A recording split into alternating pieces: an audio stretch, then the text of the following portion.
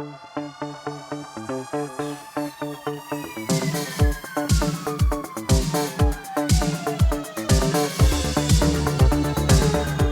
up, everyone? This is the Next Take Podcast, episode 163.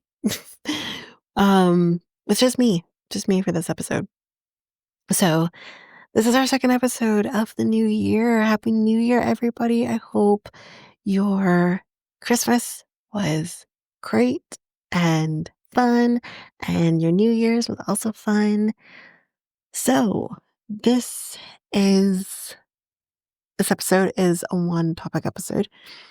And in this episode, we are going to be talking about, I think, a pretty important cases, one that was actually brought up during one of our other episodes.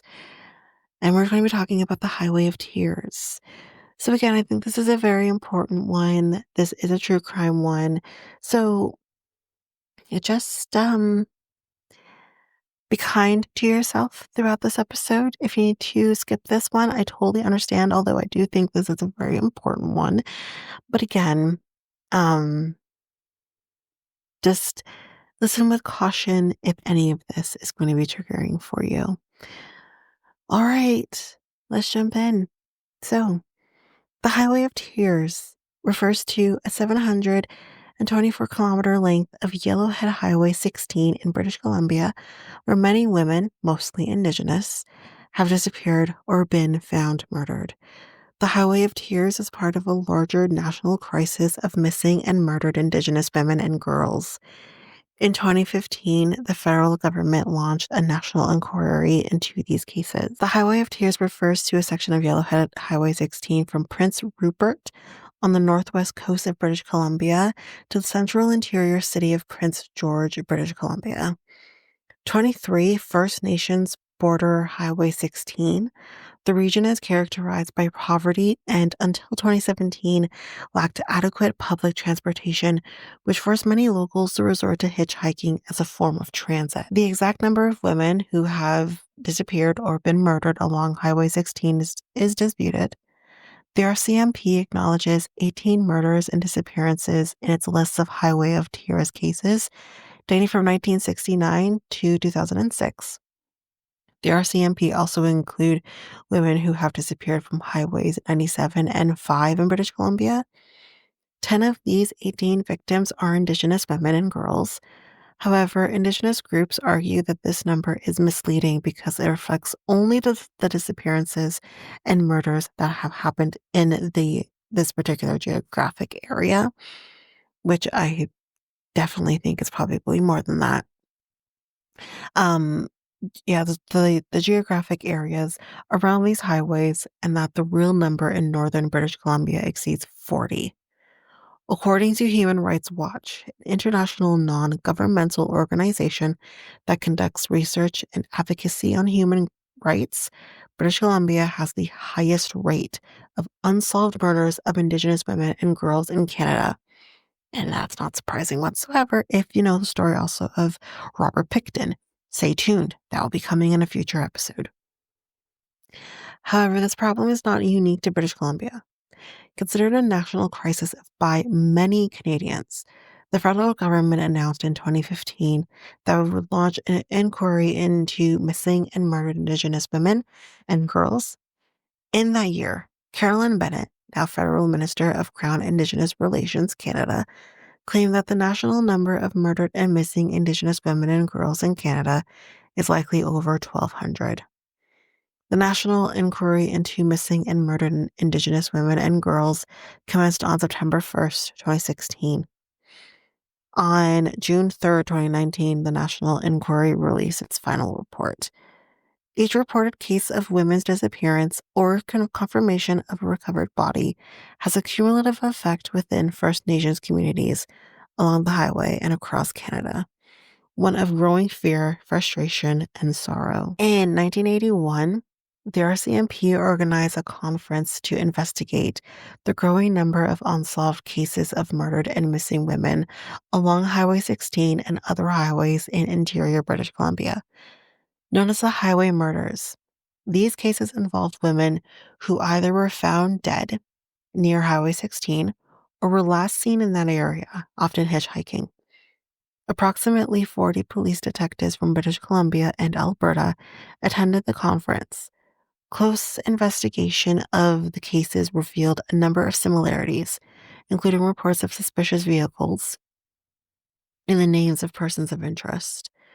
While the Highway Murders Initiative identified prime suspects in certain cases between 1981 and 2005, women continued to disappear or were found murdered along the Highway of Tears in British Columbia. In response to some commonalities between the murder cases of three women, and those women are Alicia Germain, Roxanne Thiara, and I think it's Ramona. Yeah, Ramona. I'm so sorry. Oh, okay, Ramona Wilson.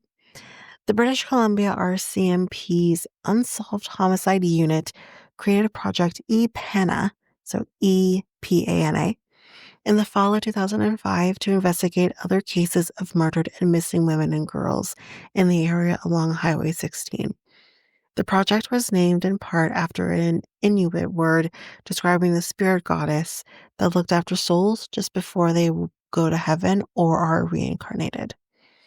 The RCMP used three criteria when reviewing the cases of missing and murdered women to determine whether they should be included in the Project EPANA investigation. So those included number one, the victim was involved in a high risk activity that would expose them to danger, such as hitchhiking or being involved in street trade, so aka prostitution or sex work. The victim was last seen or their body was discovered within 1 mile of British Columbia Highway 16. In 2007, this was broadened to include Highways 97 and 5. And number three, they were female. In 2005, when ePANA was first launched, the RCMP identified 9 victims who had gone missing or had been found murdered along Highway 16 from 1989 to 2006. And those people are Alicia Germain, Roxanne Thiera, Ramona Wilson, I think it's Ayla, Aielah, Sarik Auger, Tamara Chipman, Nicole Horar, Lana Derrick, Delphine Nickel, and Alberta Williams. All but one of these victims, which is Nicole Hora, were Indigenous. In order to broaden the investigation, the RCMP used the computer software system VCLASS, or Violent Crime Linkage Analysis System, as well as other databases and missing person records. In addition, the geographic area under investigation increased from 724 kilometers. So again, that was from Prince Rupert, British Columbia to Prince George, British Columbia, to approximately 1,500 kilometers, which included not only Highway 16 to Hinton, Alberta, but also sections of Highways 97 and 5. This led the RCMP to double the number of Highway of Tears victims from 9 to 18, all of whom were murdered or disappeared over a 37-year period, so from 1969 to 2006. The 9 additional Highway of Tears victims are Shelley Bascu, Maureen Mosey, Monica Jack, Monica Ignaz, Colleen McMillan, Pamela Darlington, Gail Ways, Michelin Parr, and Gloria Moody. So let's talk about the victims.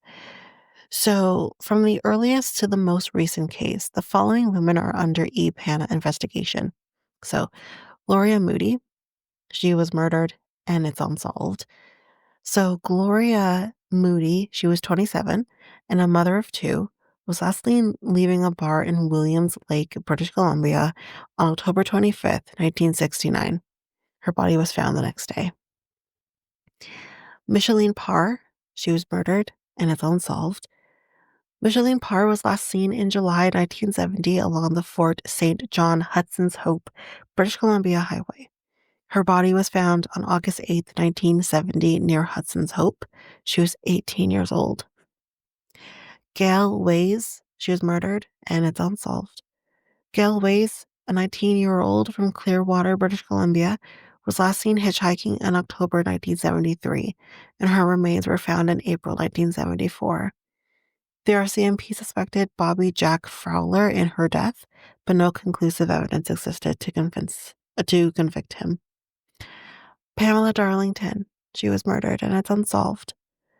Pamela Darlington was a 19-year-old Kamloops, British Columbia resident who was found murdered in a local park in November 1973. The RCMP suspected Bobby Jack Fowler, again, may have been responsible for her murder, but again, no conclusive evidence existed to convict him. Monica Ignace, murdered and unsolved. Monica Ignace was 15 years old when she was last seen walking along Highway 16 in Thornhill near Terrace, British Columbia in December 1974. Her body was found 4 months later, a few kilometers east from where she disappeared. Colleen McMillan, murdered and solved.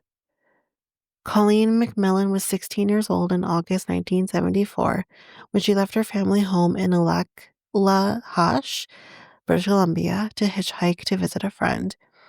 Her remains were found 1 month later. 38 years later, in October 2012.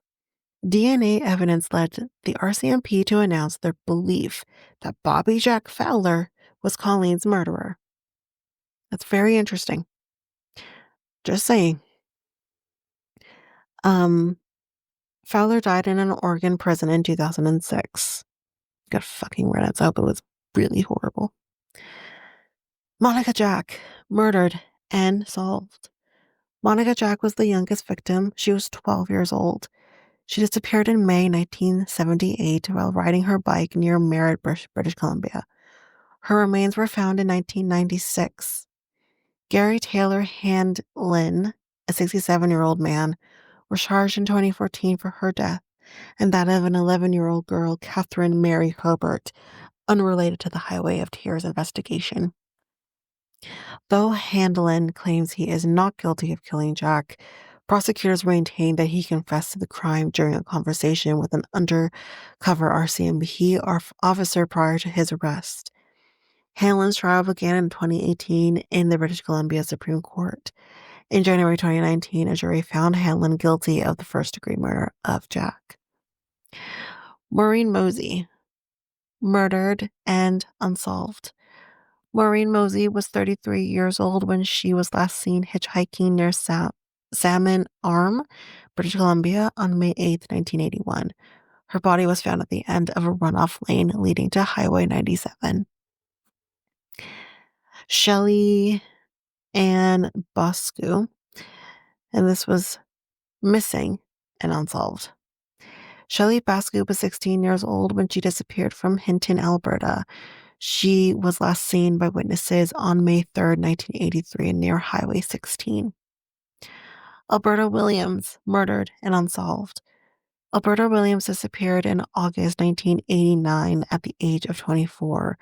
Her body was found several weeks later near Prince Rupert, British Columbia. In 2016, CBC News produced an 8-part podcast about her death, entitled Who Killed Alberta Williams? Delphine Nickel, missing and unsolved. Delphine Nickel disappeared on June 14, 1990. Age 16, she was hitchhiking on Highway 16 between Smithers, British Columbia, and her home in Tahlequah, British Columbia. Ramona Wilson, murdered and unsolved. Age 16, Ramona Wilson was hitchhiking to her friend's home in Smithers, British Columbia on June 11, 1994. Her remains were found in April 1995 alongside Highway 16 near the Smithers Airport. Ramona was a member of the Gitten Max Band.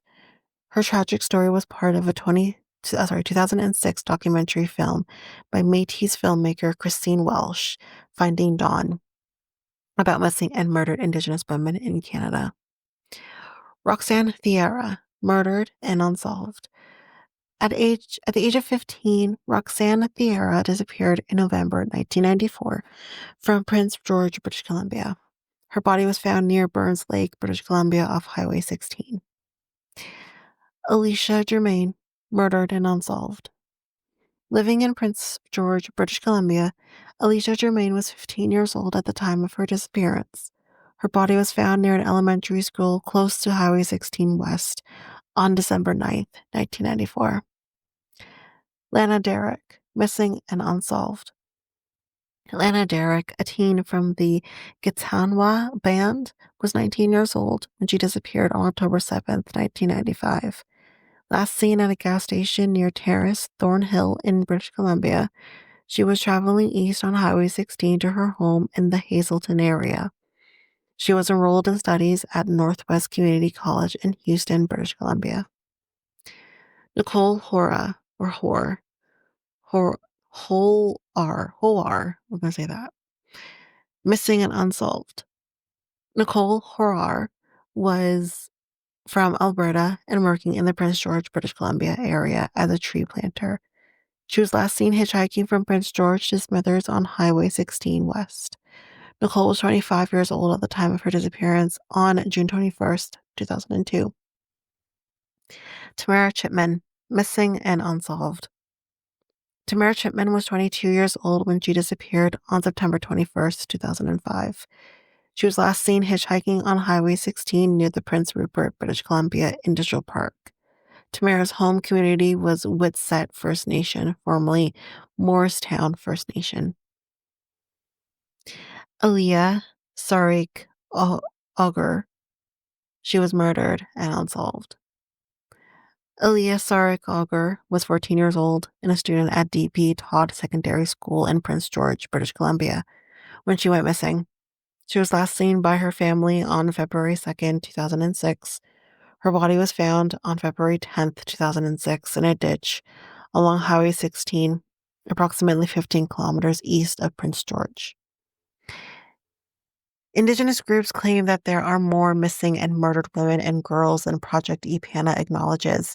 These include, but are not limited to, Helen Frost, missing and unsolved.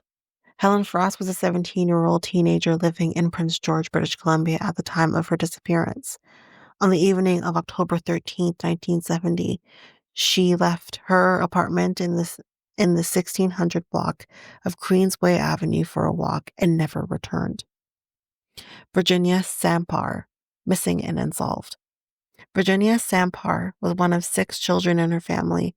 On October 14th, 1971, her cousin Alvin saw her for the last time.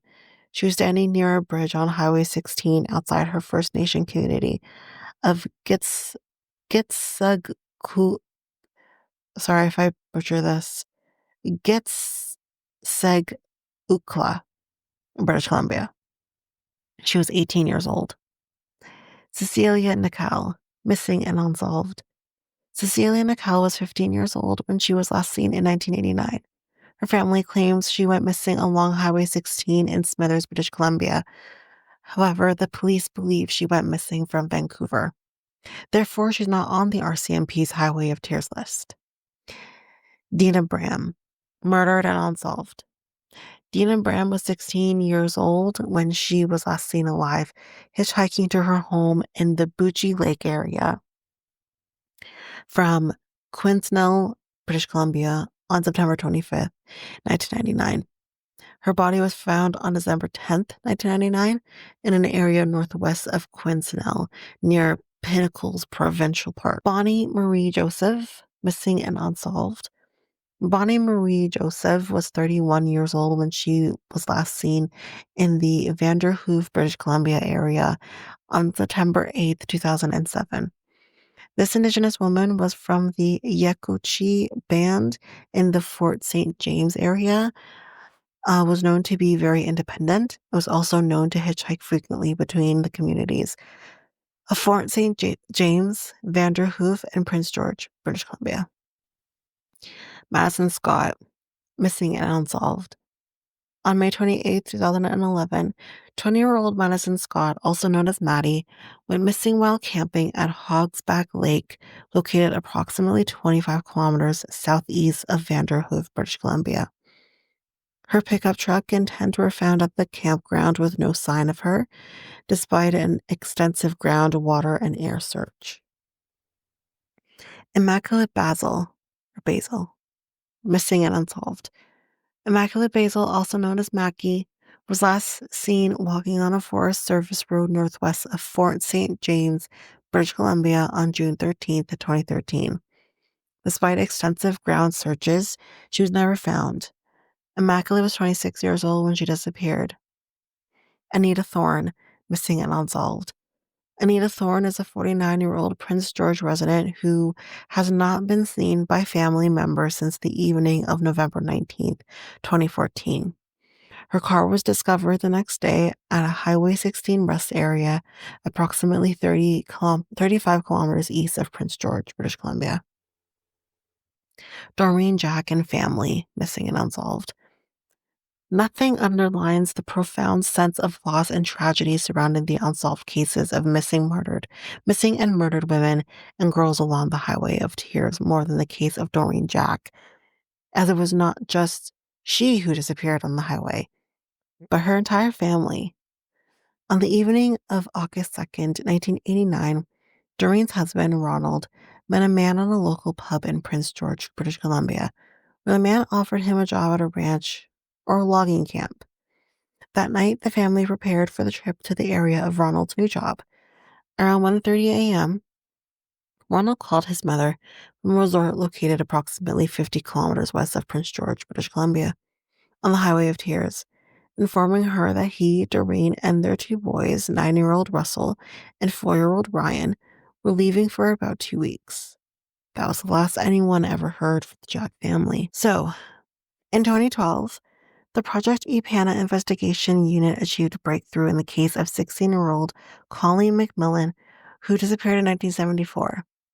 DNA evidence linked American felon Bobby Jack Fowler, as we talked about, to her murder. The RCMP also indicated he was a strong suspect in 2 other Highway of Tears Project EPANA cases, and that again is 19-year-olds Gail Ways and Pamela Darlington. In December 2014, an arrest was made in the murder of Monica Jack. Having confessed to an undercover police officer that he committed the crime, Gary Taylor Hanlon was charged with first-degree murder in the case of Monica Jack and in another case, but going back nearly 40 years. Hanlon's trial began in 2018. The following year, he was found guilty of murdering her.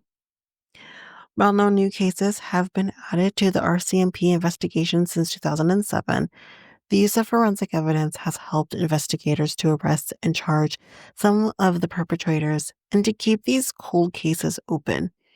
The RCMP reports that since the creation of EPANA, it has collected 750 DNA samples, conducted 2,500 interviews, investigated 1,413 persons of interest, and administered 100 polygraphs. Police investigators have not been the only ones searching for the persons responsible for the abductions and murders of women and girls along the Highway of Tears. Some families of lost loved ones have launched their own investigations with the assistance of those in their community. Private investigator Ray, I think it's Michello or Michalko? Okay. An ex-RCMP officer has also been on a personal mission to solve the Highway of Tears cases without any compensation or pay. Michael Lacko has made numerous trips to British Columbia's north-central interior to meet the victims' families and protect his own personal investigation. There's still much debate over the exact number of women who have been missing or on or near the Highway of Tears. Many in the Indigenous community claim that this number exceeds 40. Some argue that socioeconomic equalities or inequalities limit the resources available to fund researches and awareness campaigns.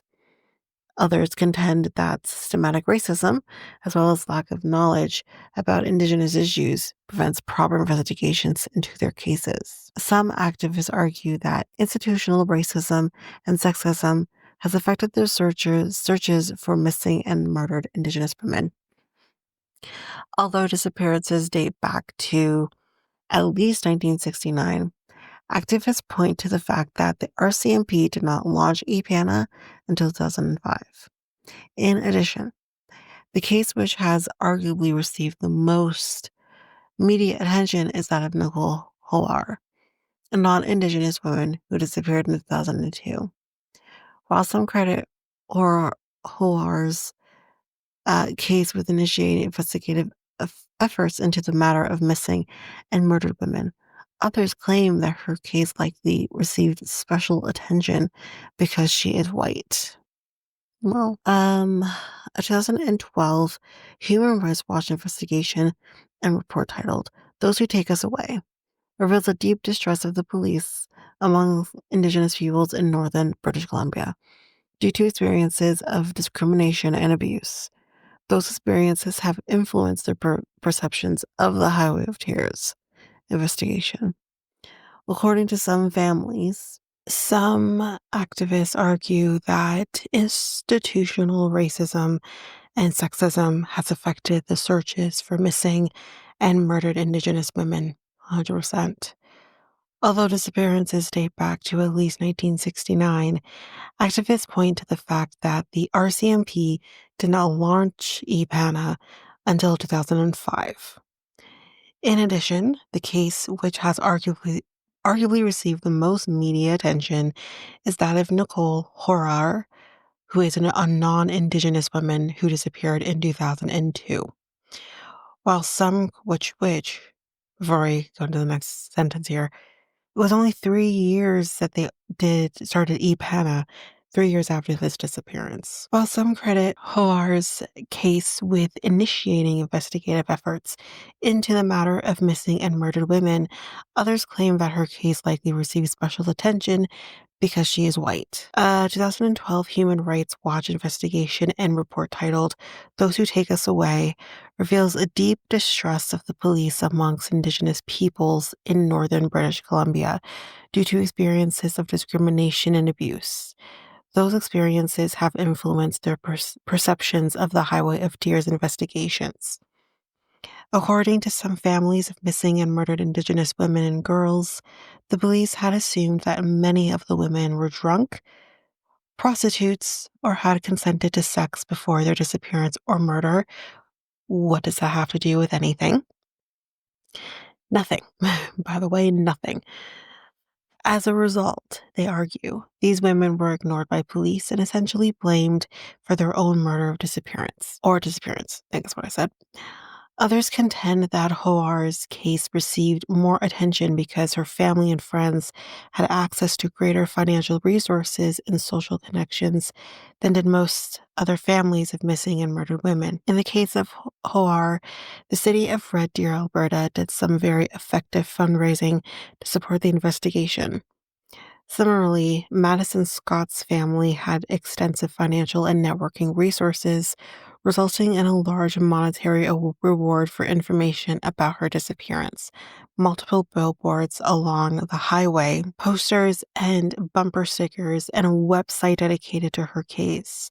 In contrast, more Indigenous families have limited resources compared to non-Indigenous families. The families of missing or murdered women will use every resource and recourse available to them in efforts to find their loved ones or solve their murders. However, poverty, lack of resources, and the marginalization of Indigenous families limit family efforts in launching effective public awareness campaigns for their missing or murdered loved ones. So there's something called an email scandal involved in all of this. So let's kind of dive into that for a little bit. Not much about it though, but about a paragraph. Here we go. In October of 2015, an email scandal among government officials in British Columbia raised doubt about the handling of the investigations. Access Denied, which is a 65-page report written by Elizabeth Denham, the province's Information and Privacy Commissioner, outlines how government officials triple deleted emails, emails relating to the Highway of Tears, permanently removing them from the government's computer system. In so doing, Denham argues that these officials breached the of Information and Protection of Privacy Act. This scandal only adds to the concerns of activists and Indigenous groups that the Highway of Tears is seemingly irrelevant to certain high-ranking officials. I just don't understand why anyone would do that. I don't get it. So, the 2006 Highway of Tears Symposium. The families of missing and murdered women have been at the forefront in raising public awareness for their lost loved ones. These families initiated a number of Highway of Tears awareness campaigns and walks over the years, culminating in one of the most notable walks, which started in Prince Rupert, British Columbia, and ended in Prince George, British Columbia, on March 30th, 2006. The end of that walk signaled the start of a Highway of Tears symposium attended by the victims' families and over 500 delegates representing all sectors of society, including the RCMP and various levels of government. The 2006 Highway of Tears symposium was a collective and unifying voice from the victims' families and community. The symposium report made 33 recommendations in the following areas. So, number 1, victim prevention. Number 2, emergency planning and team response. Number 3, victim family counseling and support. And 4, community development and support. Few of these recommendations were implemented. However, the announcement of a national inquiry into missing and murdered Indigenous women in 2015 has led some to believe that real change is on the way. Activists had long called for a national inquiry into missing and murdered Indigenous women and girls. Elected in October 2015, the federal Liberal government promised to hold a national inquiry into Canada's missing and murdered women. From December 2015 to February of 2016, the government completed a series of Canada-wide meetings with the victims' families to determine both the expectations and scope of a national inquiry on missing and murdered Indigenous women and girls. Hopes are high that the national inquiry will result in significant action that the families and victims along the Highway of Tears have been working towards for more than a decade. On August 3rd, 2016, the federal government launched the National Inquiry into Missing and Murdered Indigenous Women and Girls, naming 5 commissioners and outlining its terms of reference. It committed $53.86 million over 2 years to the initiative, with the goal of producing recommendations on concrete actions to address the disproportionately high rate of violence towards Indigenous women and girls in Canada. The inquiry set out with a focus on prevention in addition to tackling issues of systematic and societal discrimination. The National Inquiry commenced its work on September 1st, 2016. On June 3rd, 2019, the National Inquiry released its final report, and it concluded its work on June 30th, 2019.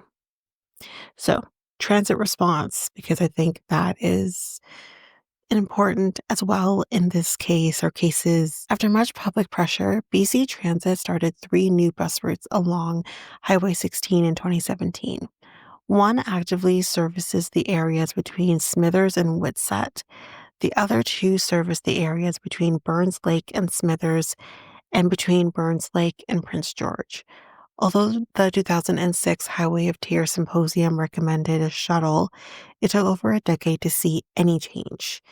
In 2018, the province's Ministry of Transportation reported that about 5,000 people have used the new bus routes in first year of service. Greyhound Canada announced in 2018 that it would stop servicing routes along the Highway of Tears, as well as other stops across Canada. The mayor of Smithers, Taylor Barach,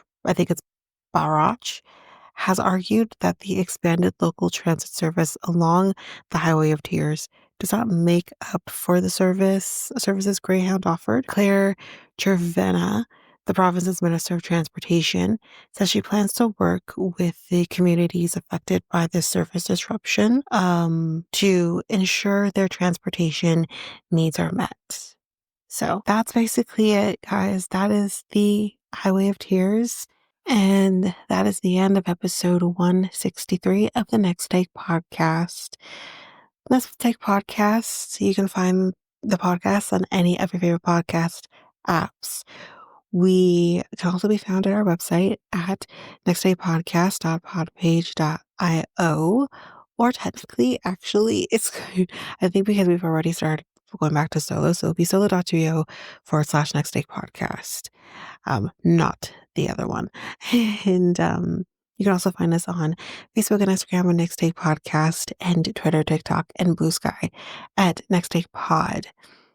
And yeah, I mean, I think that's basically it for this episode. Also, I think we'll start saying this. You'll kind of notice a change with the outros with episodes a little later on.